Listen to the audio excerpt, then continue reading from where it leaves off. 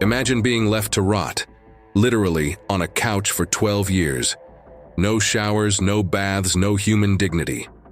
This was the life of Lacey Fletcher, a young woman abandoned by her parents, Clay and Sheila Fletcher, in their Louisiana home. The stench of decay and feces filled the air as Lacey's body melted into the couch, her skin festering with bed sores, her mind trapped in a living hell. Her parents, who lived just feet away, seemed oblivious to her suffering, even watching TV together as Lacey lay dying. How could a family's love turn to such lethal neglect? What drove Lacey's parents to abandon their daughter to a fate worse than death? Join me as we explore the shocking, disturbing, and heartbreaking true crime story of Lacey Fletcher, a case that will leave you questioning the very fabric of humanity.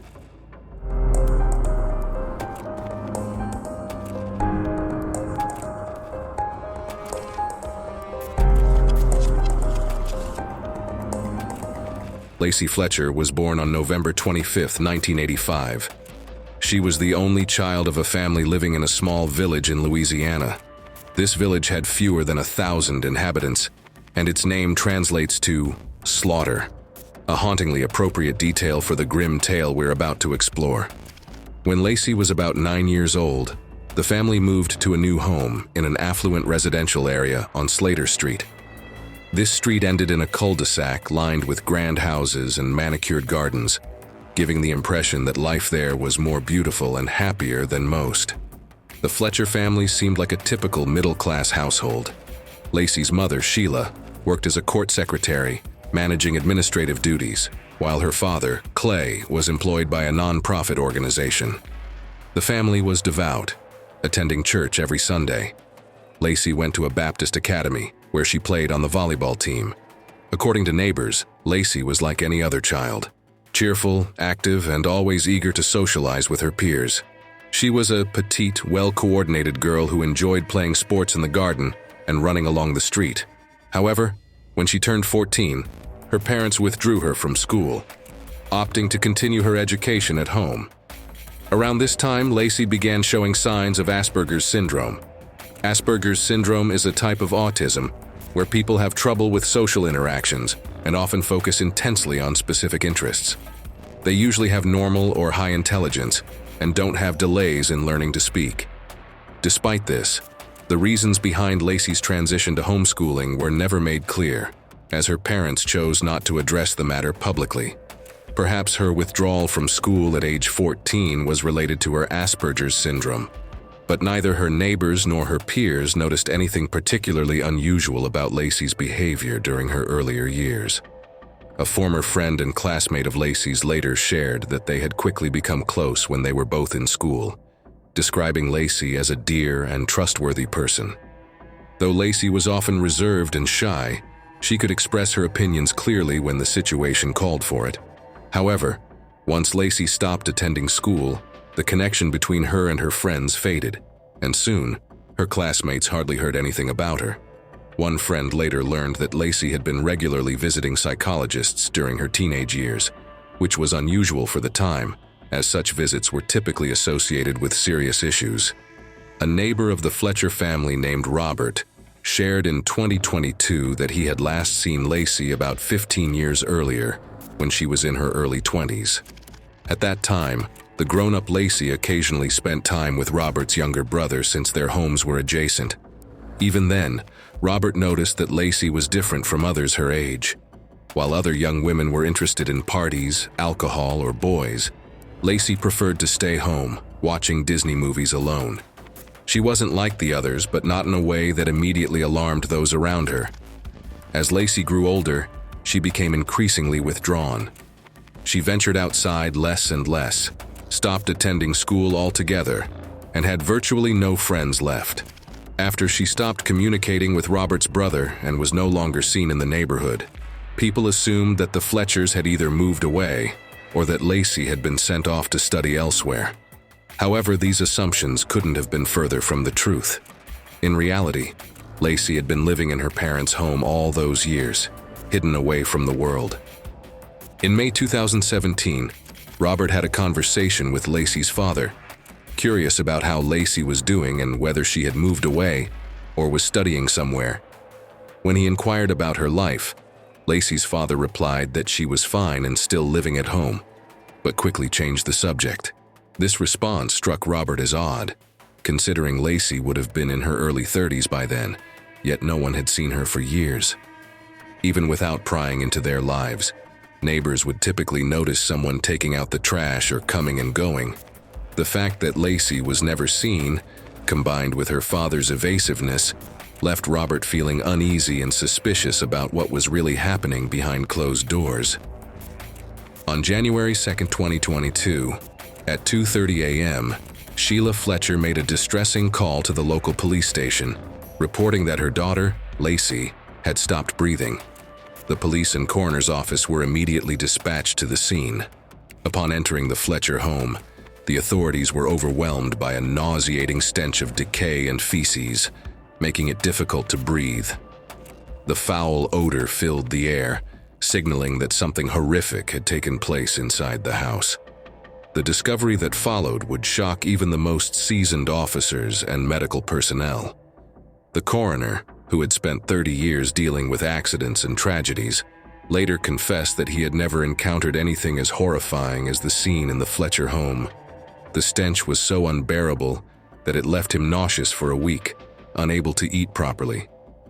Despite his extensive experience, what he saw in that house deeply shocked and horrified him.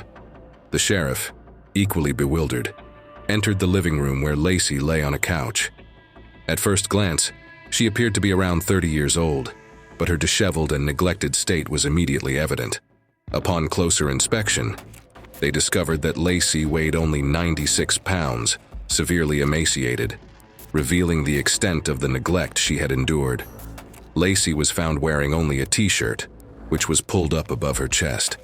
Her eyes were wide open, and her hair was so matted and tangled, it resembled a dense woven mat on her head. Her entire body was covered in feces, including her ears, eyes, and mouth. Severe bed sores marked her skin, some so deep they exposed her bones. These sores, typically seen in bedridden patients, indicated she had been lying in the same position for a long time. Lacey's body also showed signs of severe neglect, with brown spots and deformed buttocks where large patches of skin were missing.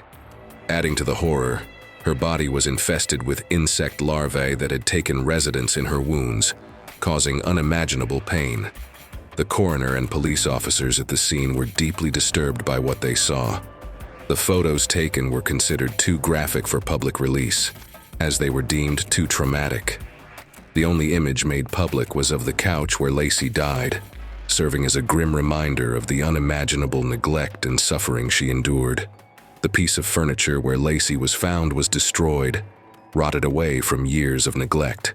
A massive hole had formed in the couch where she lay, filled with human remains, pieces of skin, pus, and feces. The wooden floor beneath was also covered in this mess and had begun to rot. During the autopsy, the coroner found remnants of couch foam in Lacey's stomach, indicating she was so desperate for food that she resorted to eating the upholstery. Lacey's death was determined to be multifactorial, meaning it resulted from a combination of many factors, including severely neglected bed sores that required urgent medical treatment, bone inflammation, and a deadly blood infection. When authorities arrived, they found Lacey's mother, Sheila, sitting beside her on the couch, crying, while her father, Clay, appeared utterly devastated. Investigators were left with countless questions.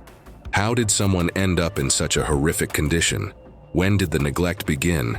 And most pressing, why did her parents, who lived in the same home, do nothing to prevent this tragedy from escalating? Lacey's parents initially avoided commenting on the situation publicly.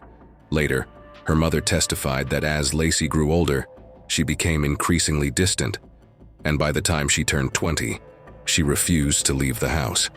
Lacey lost interest in everything and eventually refused to get off the couch. Concerned, her parents sought medical advice, but did so without Lacey, as she refused to leave the house.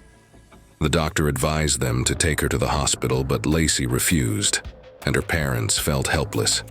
Her condition deteriorated, and Lacey eventually stopped getting up even to use the bathroom, resorting to relieving herself on a towel near the couch or directly in bed. Lacey lay silently and aloof on soiled bedding, isolated and unresponsive. Her mother recounted that she consistently brought Lacey food and drinks and attempted to care for her wounds, which had developed from her prolonged confinement on the couch. Despite her deteriorating condition, Lacey never complained of pain and remained mentally alert until the very end.